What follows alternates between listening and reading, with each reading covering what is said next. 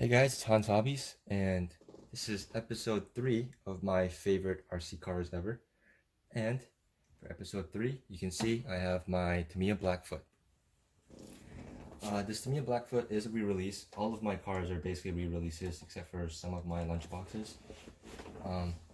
But all of my Tamiyas are re-releases. This one's obviously re-released because of, you can see by the grill.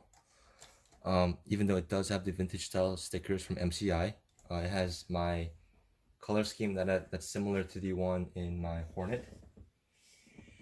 And you can tell also that's the re-release because it doesn't have the Ford lettering here or on the tailgate. They completely got rid of that. And in the sticker pack, they got rid of all the Ford logos, even though this does have the Ford logo in the back. Because again, this is the vintage style decals with the actual sponsors on it. For those of you that don't know, the re-release also comes with the oil-filled shocks that came on the Monster Beetle, but in black to match the Blackfoot a little better. It comes with ESC, and it comes with the constant velocity drive shafts that replace the crappy drive shafts that used to strip out all the time. And you can also see in the back, it comes with the Monster Beetle backing plate and transmission little skid plate there, because it does share a lot of it just completely shares parts trees with the Monster Beetle, which is also technically why it comes with the oil-filled shocks too. But yeah, but everything else mechanically though, it's identical. The diff is even the same. So if you want to save your diff, you can go with the MIP diff like this one has. You can see my little MIP sticker in there.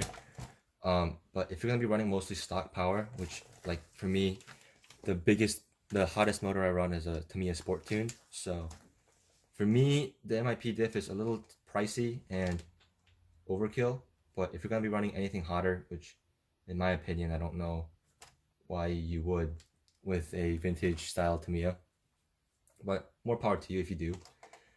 Yeah, but then the MIP diff is probably a good idea. Or if you have a vintage Blackfoot and you want to upgrade all the transmission bits and stuff, maybe it's a good option for you. It's really up to you.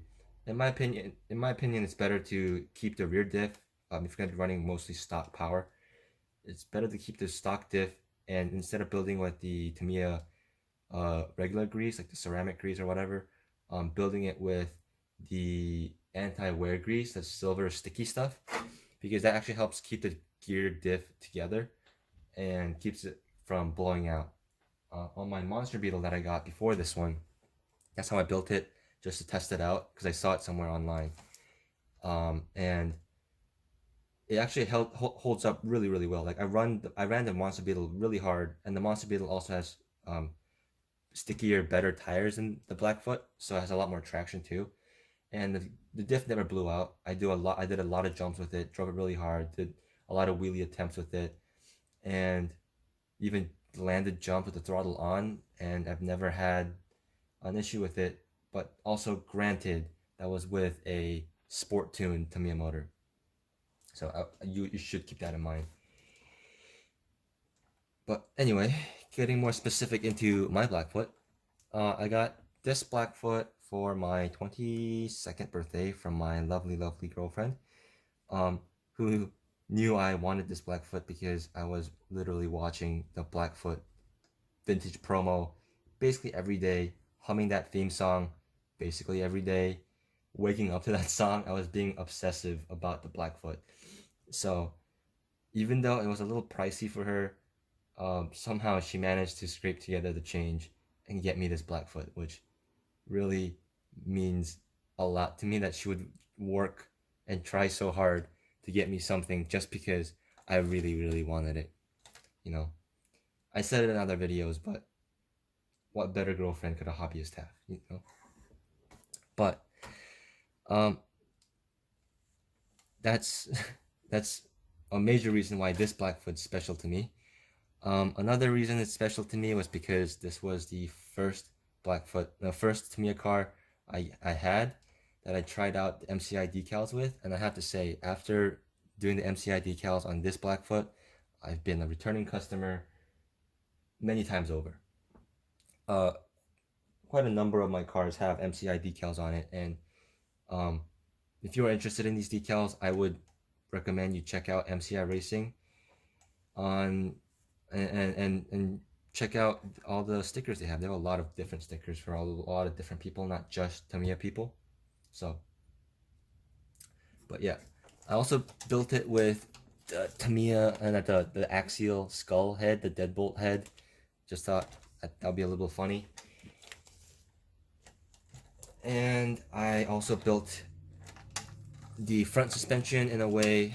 I don't remember if it's at the knuckle or at the steering horn. They tell you to put the I think it's the steering horn in here. I think they tell you to put the ball stud on the top. I put it in the bottom, and what that helps do is make this steering link. If you can see it, make this steering link sit straighter, and that'll effectively get rid of any bump steer that the Blackfoot would have out of the box. But besides that, I built it exactly to spec, maybe aside from adding the skid plate in the back and the ball bearings. But I'm running the stock Tamiya ESC. I like running the stock Tamiya ESCs because it lets me use these switch holders, and I really like the feeling of using these switches. It's very nostalgic feeling for me to use the switch. But yeah, it's overall, I take the body off. This one doesn't have as of a big sob story as my lunchbox, but it is still a lot of fun to drive, and it is still pretty special to me. Part of what makes it fun to drive is it's really fast compared to the other, compared to the lunchbox. It handles a lot better than the lunchbox because of the suspension. I do wish the tires are wider though. That would definitely help it flip over less. But the ORV chassis overall is just a pretty decent chassis. It is technically a lifted buggy, but you know, that doesn't really matter, I guess, especially since it looks cool and drives well, which is the only two really aspects that I really look at for a RC car, is that it looks cool and drives well. It's been very reliable for me. I still have to paint this chassis. You can see it's red, doesn't really match the color scheme. I haven't gotten around to it, mainly because I have to basically disassemble the entire truck to do it. So I haven't got around to that, but hopefully I'll get around to that at some point. But yep, I'm running all the stock stuff, and there's not as much to say about it other than it's just a good truck to drive. And I guess the reason why I thought, I fell in love with the Blackfoot was, like a lot of my vintage. Where's the body post for this? I'll just sit like that for a second. A lot of my other vintage Tamiya stuff. Ampro Engineering had a big influence on that, and watching his Blackfoot drive around and his Project Mud Blaster and stuff, I decided I needed a Blackfoot in my life, and it kind of gave me. Oh, also I used to have a Tamiya Blackfoot Extreme, and that was a fun truck to drive. But this truck is, I think it looks better, the proportions are nicer, and I think also drives a little better too. But yep, before I got this one, like I mentioned before, I had my Monster Beetle, which actually has been converted into a Blackfoot Mud Blaster hybrid. So it's kind of a combination of all three of the ORV monster truck sisters. So it's got a brat body like Mud Blaster, but it has the Blackfoot decals, which are just the ones that were left over from that guy when I put the MCI decals on it. And the chassis and the wheels and everything are Monster Beetle. So it's a nice little combination of all three. And so this one's a lot of fun to watch drive around and stuff, but I don't think it's as cool as my Blackfoot. I will put a running video with this video, so I'll end this video with that running video. And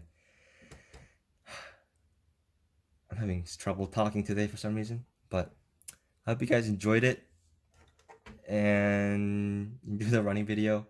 And afterwards, if you liked it, give me a like, subscribe, leave the comments down below, and all the other YouTube shenanigans. And I'll see you guys next time.